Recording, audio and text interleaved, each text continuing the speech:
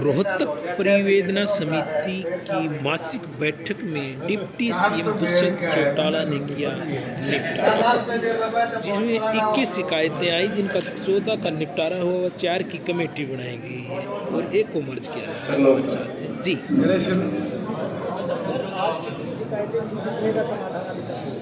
Total 21 शिकायतें grievance की बैठक में, जिसके अंदर 14 ड्रॉप करी गई है और रिपोर्ट जिनके अंदर लोग सेटिस्फाइड हैं। 4 ऐसी रिपोर्ट्स हैं जिनको कमेटीज़ को रेफ़र किया गया है टू फर्दर स्टडी। उनमें से 2 की एक ही वार्ड की समस्या थी, उनको मर्ज कर दिया गया है, 14 नंबर और 11 नंबर, और 3 ऐसी है जिनको फर्दर एक्शन के लिए रेफ़र किया गया है, जिन पे या तो कोई प्रोसेस शुरू हुआ है या टेंडर प्रोसेस के लिए वेट किया जा रहा है। तो जैसे ही आगे ग्रीवेंस कमेटी होगी उनके ऊपर भी एक्शन लेंगे। और मुझे भी अच्छा लगा कि पिछली ग्रीवेंस से लेकर आज की ग्रीवेंस जो मेजर समस्याएं थी, या लॉ एंड ऑर्डर संबंधित थी या फिर डेवलपमेंटल वर्क संबंधित, बड़ी अच्छी प्रोग्रेस हमारे अधिकारियों ने उसके अंदर करके दिखाई। और मैं ये मानता हूँ कि जो हमारी जिम्मेवारी भी है ग्रीवेंस के अंदर, वो सभी ने मिलकर बेहद ही अच्छी तरीके से निभाने का काम किया है। 2 क्रूशल मैटर्स भी है, जो एक सबजुडियस मैटर है हाई कोर्ट का, उसके अंदर HSVP के चीफ एडमिनिस्ट्रेटर को डायरेक्शन दे दी जाएगी कि अगली डेट से पहले वो फाइनल जो भी डिसीजन है इसके अंदर वो अपना लेके कोर्ट को अवगत कराने का काम करें। एक ऐसा प्रोसेस था जहाँ कोर्ट से सरकार केस हारी हुई थी और वहाँ मकान सड़क के बीच में आ रहा है, उसका जो आगे फ्यूचर कोर्स ऑफ एक्शन में DC की अध्यक्षता के अंदर लैंड एक्विजिशन प्रोसेस हम शुरू करेंगे कि इमरजेंसी सर्विसेज को उस सड़क में तो आने वाले भविष्य में दिक्कत। सर, करोड़ों रुपए लेके जो फरार होने वाला मामला था, उसके अंदर क्या कुछ अपडेट है? क्या अनसेटिस्फाई है अभी तक? जो गांव के लोग थे वो सेटिस्फाइड है पुलिस की कार्रवाई पे। STF को क्योंकि केस रेफर कर दिया गया, STF ट्रेस लगभग उनको कर रही है और जैसे ही उसके अंदर आगे की कार्रवाई होगी उसको पुलिस के माध्यम से आप लोगों तक। एक स्कूल का मामला है जहाँ पर स्कूल के कॉलम्स का जो मटेरियल है वो मारदंडों से नीचे आया है। उसमें डायरेक्टर एजुकेशन को डायरेक्शन दे दी गई है कि जो अधिकारी और कॉन्ट्रैक्टर वहाँ इन्वॉल्व थे उनको इमीडिएटली चार्जशीट किया जाए और फर्दर कोर्स ऑफ एक्शन में बच्चों की सेफ्टी के लिए जो नेसेसरी एक्शन है उनका डिपार्टमेंट उसको टेक करेगा। उनसे चर्चा करी थी, मेरे पास भी कई आए थे। उस चर्चा के अनुसार सरकार ने कई कदम उठाए। उस प्रोसेस को आगे कैसे लेके चल रहे हैं तो समय के साथ है। आज सरकार द्वारा कोई भी काम डायरेक्ट अलॉटमेंट नहीं किया जाता, टेंडर प्रोसेस को फॉलो किया जाता है। फिर भी सरकार ने 5 लाख का जो लिमिट बनाया है, मुझे लगता है कि ये हमारे साथियों को इसके ऊपर काम शुरू करना चाहिए।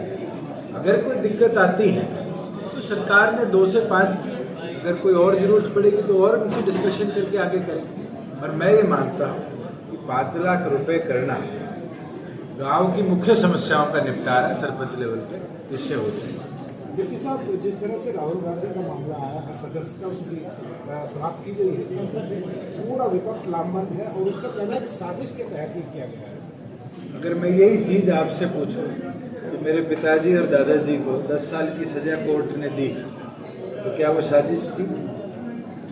आज कोर्ट का डिसीजन आया है, मुझे लगता है कोर्ट के डिसीजन सही आए गलत आए, इसको क्रिटिसाइज हम नहीं कर सकते। हम नेक्स्ट कोर्ट के अंदर जाकर अपील कर सकते हैं, उनके पास अभी भी रास्ता है।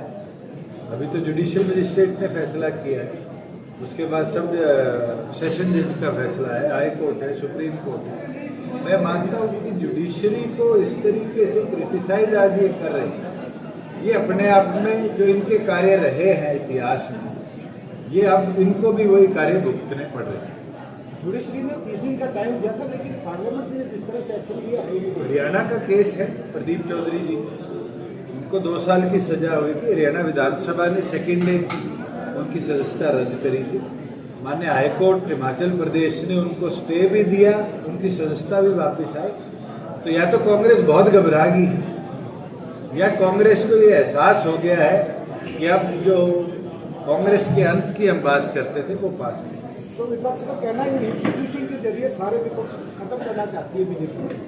हम कोई आज बोलते थे, हम तो 2013 के अंदर भी यही बात बोलते थे कि इंस्टीट्यूशंस जो है वो पॉलिटिकल राइवलरी का अड्डा बन चुका है। आज कांग्रेस जो उस इंस्टीट्यूशन को यूज करके अपने पॉलिटिकल द्वंद्वियों को कमजोर करती थी, आज वही आरोप लगाती है। इससे ज्यादा दुर्भाग्य देश के लिए क्या होगा? तो आपकी बात फेक है सर। अगर कांग्रेस आज ये बात कह रही है तो जो हम 2013 के अंदर कांग्रेस के विरुद्ध कहते थे कि सीबीआई का मिसयूज हुआ है, उस चीज पे तो कांग्रेस ने मोहर लगा दी। कांग्रेस ने तो लगा दी, आप सही मानते हैं इस चीज को कि हो रहा है इंस्टीट्यूशन? हमने तो देखा है, भुगता है, आज भी केस चल रहे हैं, कौन से बरी हुए। हम तो जब बोलते थे कि पॉलिटिकल कांग्रेस का जो दौर किया, आज देश के जो हालात है उसका ही नतीजा है कि जहां रीजनल पार्टी स्ट्रांग होती दिखी, कांग्रेस ने उनको इस प्रकार की मशीनरी यूटिलाइज कर कर कमजोर की। और आज कांग्रेस उस चीज पे मोहर लगा रही है। मैं तो ये मानता हूं कि कांग्रेस ने ये मान लिया है कि उनके करे हुए कर्मों का फल आज उनको भुगतना पड़ रहा है। सर, जिस आपने तरीके तो से भुगता है सर। 24 घंटे के अंदर सदस्यता रद्द की गई, क्या आप मानते हैं कि जल्दबाजी है? 30 दिन का टाइम था। मैं फैक्ट्स आपको बता रहा हूँ राहुल जी कि हरियाणा विधानसभा में भी इसी तरह प्रदीप चौधरी जी की जजमेंट आई थी। उत्तर प्रदेश विधानसभा के अंदर भी अंसारी आजम खान के बेटे की जजमेंट आई थी। और एक एक दिन के अंदर नेक्स्ट वर्किंग डे पर जजमेंट की कॉपी मिलते ही सदस्यता रद्द करी गई है। प्रदीप चौधरी का एक पिकुलर केस है जिसमें हिमाचल प्रदेश ने उनके कन्विक्शन को सेट असाइड किया और सेट असाइड कर कर उनकी मेंबरशिप रिवाइव करी। कोर्ट के पास ये पावर है। राहुल गांधी जी को भी न्यायपालिका पर विश्वास है। सर, जिस तरह से आपने कहा कि आपने तो भुगता है, निश्चित तौर पर दिखाई दे रहा है, क्या बीजेपी भी वही कर रही है जो आपके मैं उस पर एक टिप्पणी करूंगा ही नहीं। मैं तो आज कहूंगा कि जिनके कर्म थे आज वो अपने कर्मों को भुगत रहे हैं। इससे बड़ा एग्जाम्पल क्या होगा? तो बीजेपी वही कर्म कर रही है सर।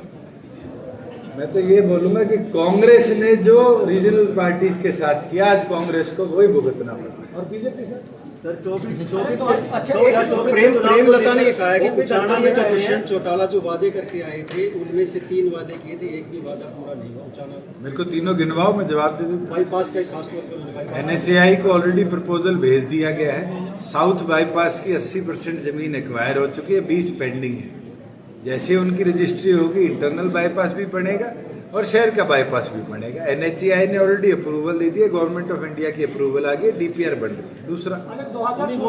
दूसरा उन्होंने एक मेरी कॉन्स्टिट्यूंसी का आप मेरे से पूछ रहे हो, 3 चीजें, एक का जवाब दे दिया, 2 और बताओ। सर, जो लोग झूठ बोलते हैं या भ्रम फैलाते हैं, मैं उनके ऊपर इतना ही बोलना चाहूंगा कि हमारी प्रोग्रेसिव सोच है और प्रोग्रेसिव सोच के साथ ही चाहे वहाँ पानी की समस्या थी उसका निपटारा कराने के लिए भी अब 150 करोड़ का प्रोजेक्ट फाइनल कर दिया गया है। जो खेती के पानी की थी लगभग 57 करोड़ से सारी माइनर रिपेयर हो चुकी है। आज उचाना जाओ, उनके टाइम पे जो सड़कों के हालात थे और आज है वो कंपेयर कर लो। ये बोलना भी मैं झूठा हूँ। ये चीज है कि हमने केवल मात्र एक कॉन्स्टिट्यूंसी नहीं, प्रदेश को आपका मैम है, 180 करोड़ की सड़कें तो हमने मैम में बनाई है। और जहाँ मेरे ख्याल से डिप्टी कमिश्नर का नंबर जो मैं आपको ज़्यादा बेहतर बता पाएंगे, जहाँ पानी खड़ा होता था जिसका इलाज पिछले 30 सालों से कोई नहीं कर पाया, उसके लिए भी इस बार की फ्लड एंड ड्रॉट में करोड़ों रुपए हमने बोर्ड से मंजूरी दी है कि वहाँ पानी की निकासी हो, जिससे किसान के खेत में बिजाई दोबारा हो। चाहे वो पुट्ठी के साथ नारनौंद के समैण लगता हो, वहाँ पर भी अगले साल हम किसान की भूमि जो है उसको कृषि योग्य बनाने का।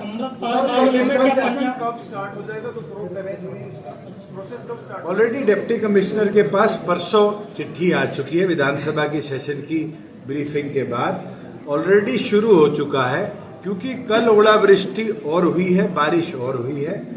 जैसे ही इनकी रिपोर्ट्स बनेगी, सरकार इनके कॉम्पनसेशन का जो पैसा बनता है दे देगी। खासतौर पर पहले सिरसा जिले में नील रिपोर्ट आई थी। सिरसा जिले में कल भारी रतिया हल्के में और अन्य क्षेत्र के अंदर डवाली के भी बहुत ज़्यादा ओलावृष्टि हुई है। उसके लिए भी सिरसा डीसी को हमने डायरेक्शन दे दी। जो राजस्थान के झुंझुनू के लगतावा 7 का जिला था हमारा, महेंद्रगढ़ का एरिया और भिवानी का एरिया, वहाँ भी बहुत ज़्यादा ओलावृष्टि हुई है।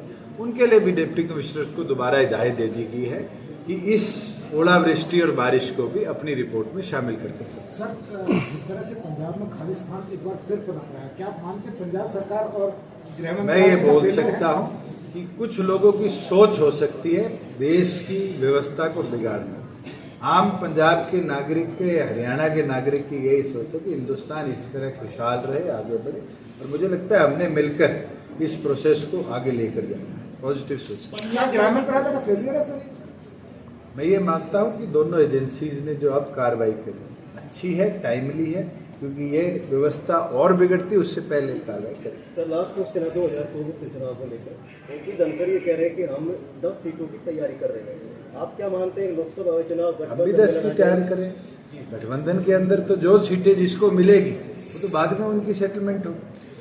आज के दिन कहना मैं 2 की कर रहा हूँ, वो 8 की करे, मैं 3 की कर रहा हूँ, वो 7 की करे, मेरे लिए भी जायज नहीं है, उनके लिए भी जायज नहीं। लेकिन आप दोनों पार्टियां मिलके, जो लोग हमें 3.5 साल से तोड़ना चाह रहे थे, 3.5 साल पॉजिटिवली चले हैं, आगे भी चलेंगे।